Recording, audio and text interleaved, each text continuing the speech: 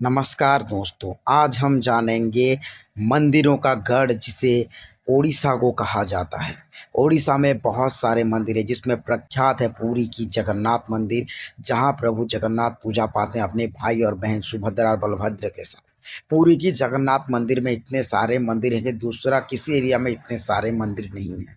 जगन्नाथ पुरी का जो झंडा है, लोगों का मानना है कि इसका झंडा उल्टी दिशा में बहता है। जिस दिशा में नीचे हवा बहता है, ऊपर में हवा उसके विपरीत दिशा में बहता है।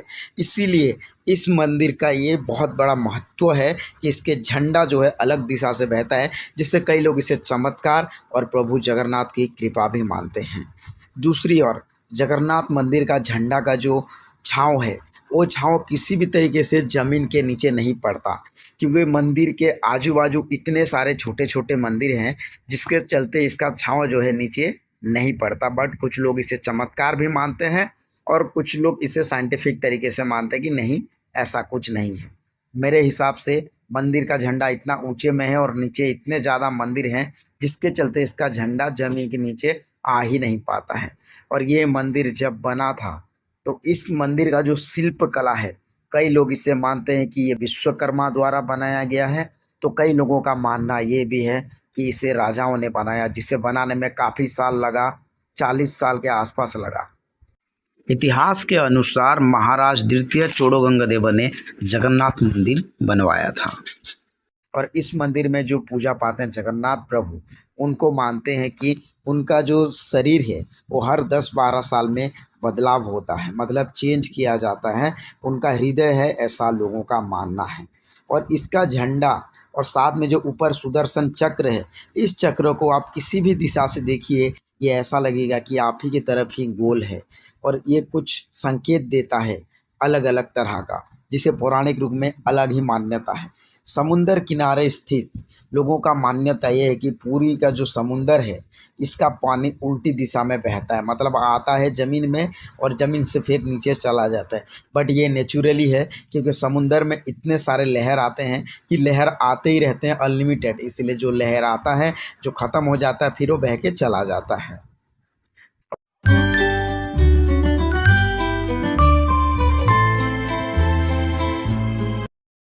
ओडिशा में एक और प्रख्यात मंदिर है जिसे कोणार्क मंदिर नाम से जाना जाता है। कोणार्क मंदिर, इसका नाम का अर्थ होता है, कोणा मतलब एक कोण और अर्क मतलब सूर्यदेव का एक नाम। जो सूर्यदेव के लिए बनाया हुआ मंदिर है उसे लोग कहते हैं कोणार्क मंदिर। ये चंद्रभागा नदी के किनारे में स्थित था और एक समय जो है यहाँ सूर्यदेव पूजा पाने वाले थे। बस कुछ कारणों के चलते इस मंदिर में सूर्यदेव का जो है पूजा भी नहीं होता और अभी तक ये मंदिर जैसा का वैसा पड़ा है। ना ही इसका इनॉग्रेशन हुआ, ना ही यहाँ किसी को पूजा किया जाता है। अभी ये मंदिर जो है सिर्फ पर्यटकों के लिए एक अच्छा जगह बन के रह गया। इस मंदिर को बनवाया था उड़ीसा के राजा प्रथम नरसिंह देव, जिन्हें उस समय लांगुला नरसिंह देव नाम से भी जाना जाता है। लगभग 12 साल का कर का पैसा इस मंदिर को बनाने में लगा था और इस मंदिर को बनाने में 12 साल भी लगा था। प्लस इस मंदिर में जितने कारीगर थे उन सभी लोगों की संख्या भी 1200 ही था। उसमें से सबसे बड़े जो मिस्त्री थे उनका नाम था विशु महाराणा। उन्हीं के बेटे धर्मपद के कारनामे के चलते इस मंदिर में कोई देवी देवताओं का पूजा नहीं होता। यहाँ जितने चक हैं और जितने सारे अश्व है, हाथी है, जो भी बनाया हुआ है, सभी चीज़ें जो है पत्थर का ही बना हुआ है। ना ही इसमें ईटा सीमेंट रेती ऐसा कोई चीज़ भी नहीं है। कोणार्क मंदिर का जो प्रख्यात स्तंभ है और जो चक है वो 10 का नोट में आपको देखने का मिलेगा। मंदिर जो है एक रथ की तरह था जिसमें 7 घोड़े थे जो सप्ताह के 7 दिन को दर्शाते हैं और 12 जो है चक थे दोनों साइड में जो समय को बताते हैं 24 घंटे को। और एक चक का व्यास था 3 मीटर जो समय को ही दर्शाता है। इसके सामने एक स्तंभ भी था, अभी जो स्तंभ नहीं है पूरी में शिफ्ट हो गया है। जो बड़ा मिस्त्री था विशु महाराणा, जब वो मंदिर बनाने आया तब उसकी बीवी प्रेग्नेंट थी, लेकिन वो मंदिर बनाने में 12 साल लग गया, जिसके चलते उसका एक बेटा पैदा हुआ था और वो बेटा मिलने अपने बाप से आ गया। और वहाँ आने के बाद उसे पता चलता है कि कुछ दिनों बाद सभी मिस्त्री और उसके पिताजी मरने वाले। जब धर्मपद को पता चलता है कि कोई भी मिस्त्री लगा नहीं पा रहा दही हंडी मंदिर के ऊपर में, तब तो वो एक मिस्त्री का बेटा रहता तो उसे पता रहता है, इसीलिए वो दही हंडी मंदिर के ऊपर रख देता है। लेकिन अगर राजा को को पता चल जाता कि एक छोटे से बच्चे ने दही हंडी रखा और कोई मिस्त्री नहीं कर पाया, तो राजा जो है सभी मिस्त्रियों को मरवा देता।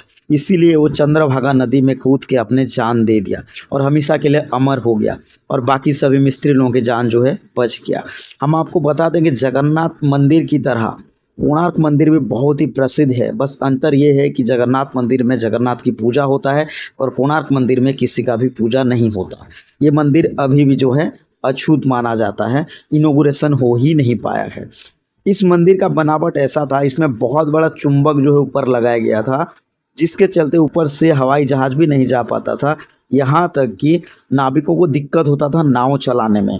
तो जब आए थे अंग्रेज, तब ये लोग जो यहाँ का ऊपर का चुंबक भी लेके चले गए और यहाँ के मूर्ति भी चोरी करके ले गए। जो सूर्य देव का मूर्ति को टांग के रखता था बीच में, क्योंकि ऊपर चुंबक लगा हुआ था और मूर्ति ना नीचे टच होता था ना ऊपर टच होता था।